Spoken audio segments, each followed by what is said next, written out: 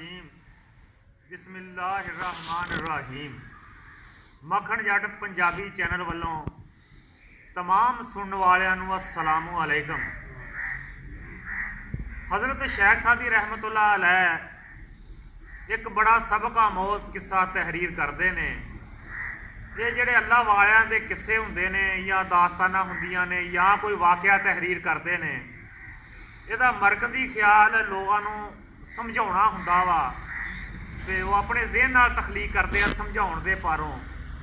वो लिखते हैं कि एक मादी च एक आदमी होया जिहड़ा बहुत ज़्यादा ईमानदार सी लेकिन है मेहनती सी।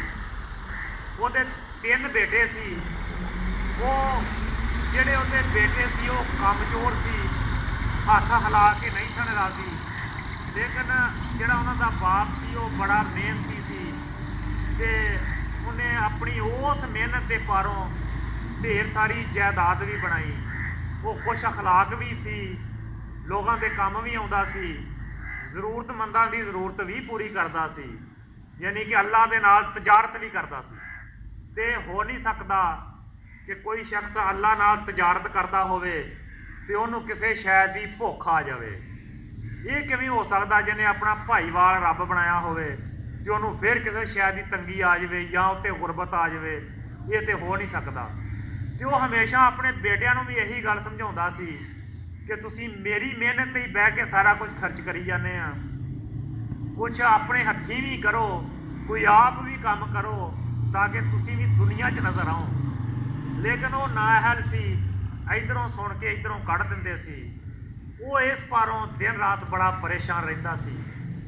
तो शेख साहब लिखते हैं कि वक्त गुजरता गया, आखिर सारे ने दुनिया तो जाना। उस शख्स का दुनिया तो जान का वेला आ गया।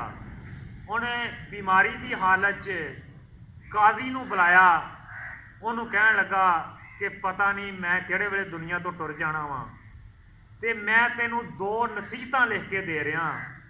जिहड़ी एक नसीहत मेरी तू दुनिया के सामने उदों पढ़नी आ जदों मेरा जनाजा पढ़ना, यानी कि तो जनाजे का मजमा इकट्ठा होया होवे, 17 बन जान, उदों फिर तू मेरी नसीहत पढ़नी। जिहड़ी दूसरी नसीहत आ वो तू उदों पढ़नी आ जदों मेरा जनाजा अदा कर दिता। ते ये मेरी तेरे कोल अमानत आ, अगर ये तू खयानत की तो तू दीन नूं समझण वाला बंदा वा, मैं अगले जहान तेरा गिरेबान फड़ू। ये नसीहत करके जनाब उन्हें 2 जिहड़े कागज़ सी लिख के उहदे हवाले कर दिते। तो कुदरत लाई कुछ देर तो बाद उहदा इंतकाल हो गया।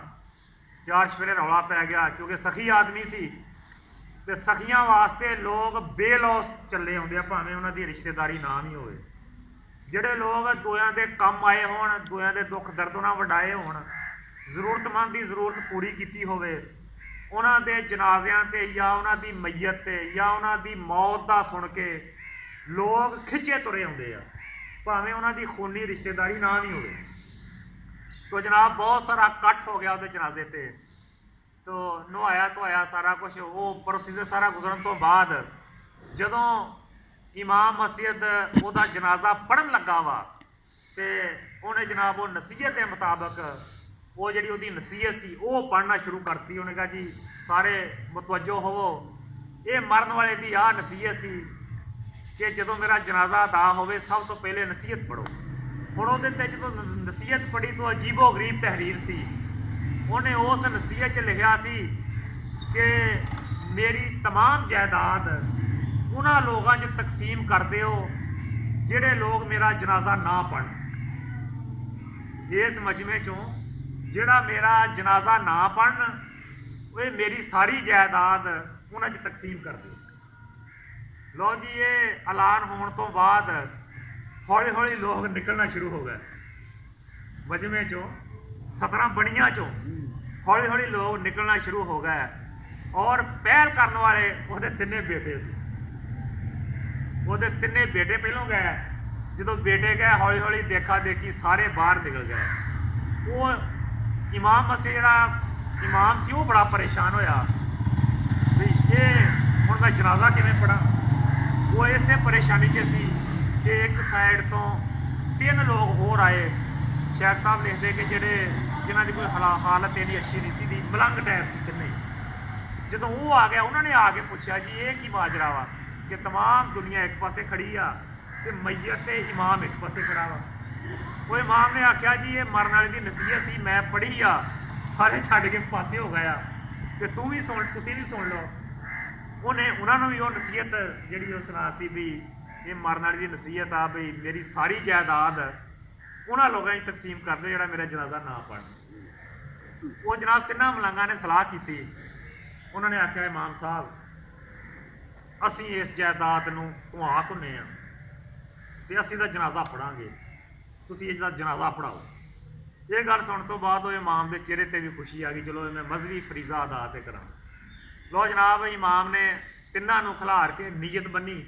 ਉਹਦਾ ਜਨਾਜ਼ਾ ਅਦਾ ਕੀਤਾ ਜਨਾਜ਼ਾ ਅਦਾ ਕਰਨ ਤੋਂ ਬਾਅਦ ਉਹਨੇ ਕਿਹਾ ਲਓ ਜੀ ਉਹਦੀ ਦੂਸਰੀ ਨਸੀਹਤ ਸੁਣ ਲਓ ਉਹਨੇ ਕਿਹਾ ਸੀ ਜਦੋਂ ਮੇਰਾ ਜਨਾਜ਼ਾ ਅਦਾ ਹੋ ਜਾਵੇ ਉਦੋਂ ਮੇਰੀ ਦੂਸਰੀ ਨਸੀਹਤ ਪੜ੍ਹਿਆ ਜਾਏ ਉਹਨੇ ਦੂਸਰੀ ਨਸੀਹਤ ਪੜ੍ਹੀ ਉਹ ਉਤੋਂ ਵੀ ਅਜੀਬੋ ਗਰੀਬ ਸੀ ਉਹਨੇ ਆਖਿਆ ਮੇਰੀ ਦੂਸਰੀ ਨਸੀਹਤ ਇਹ ਆ ਕਿ ਮੈਂ ਮੁਕੱਲਮ ਖੁਦ ਆਪਣੀ ਪਹਿਲੀ ਨਸੀਹਤ ਮਨਸੂਖ ਕਰਦਾ ਵਾਂ ਤੇ ਮੇਰੀ ਜਾਇਦਾਦ ਉਹਨਾਂ 'ਚ ਤਕਸੀਮ ਕਰ ਦਿੱਤੀ ਜਾਵੇ ਜਿਹਨਾਂ ਮੇਰਾ ਜਨਾਜ਼ਾ ਪੜ੍ਹਿਆ